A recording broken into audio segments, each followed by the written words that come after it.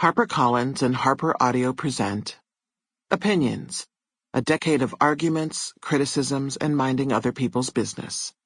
2013 to 2023 by Roxane Gay. This is the author. From my mother, who first taught me that my opinions matter. He licked his lips. Well, if you want my opinion. I don't, she said. I have my own. Toni Morrison, from Beloved. Opinion has caused more trouble on this little earth than plagues or earthquakes. Voltaire. Introduction. I have a lot of opinions, and I come by them honestly. From an early age, I watched my mother confidently expressing her opinions with wit and intellect. She always stood her ground and was unapologetic about her beliefs. As someone who is relatively shy and quiet, I was impressed and I admired her greatly for her forthrightness. While I had opinions, I didn't necessarily have the confidence to share them, so I wrote them down, usually for myself, and that was good enough. My mom didn't necessarily know it at the time, but she consistently modeled for me what it means to have convictions and the confidence to express them. She still does. In my own work, I have aspired to do so too. Throughout my career, I've had the privilege of being able to share some of my opinions with a large audience. I built an ever-growing body of work, one word at a time, writing on everything from contemporary fiction to police brutality to the Fast and Furious franchise.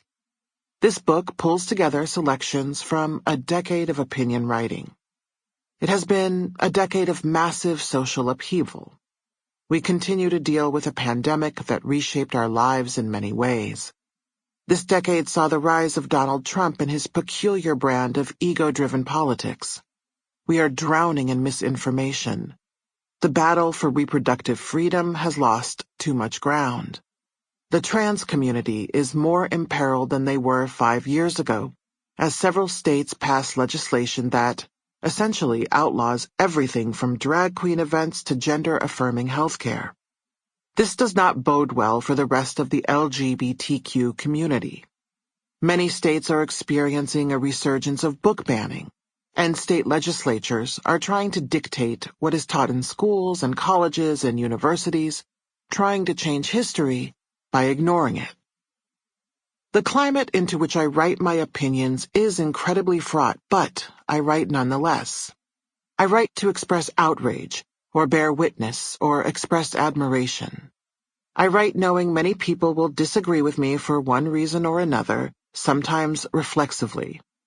When I publish a new essay that's provocative in some way, my father will reach out in a concerned but also teasing manner about how I'm making too many enemies. He worries that by virtue of expressing opinions, I'm burning bridges. He's probably right, though that is never my intention. And, frankly, any bridge my work might burn is not a bridge I have any interest in traversing. The Internet has long been an open-air bazaar for sharing opinions, and the ubiquity of those opinions is chaotic and intriguing and sometimes tiresome and overwhelming. There is a whole lot of noise, and we probably know far too much about one another and what we think in this modern age. We can review almost any product from the point of purchase. On Amazon, some shoppers take their reviewing so seriously you would think they worked for Consumer Reports. What I'm saying is that our voluntary labor is rigorous. We can share our thoughts about a hotel, motel, or resort property. I am obsessed with TripAdvisor in particular, and consult it religiously when deciding where I want to lay my head in a given city.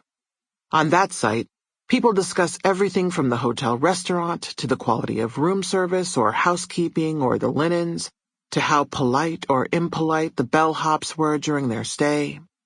When reviewing higher-end hotels, people love to start explaining that they regularly stay in luxury hotels, so we know that they are very fancy.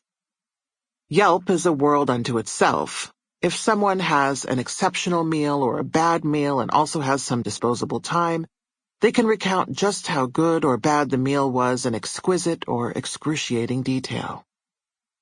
And Sample complete. Ready to continue?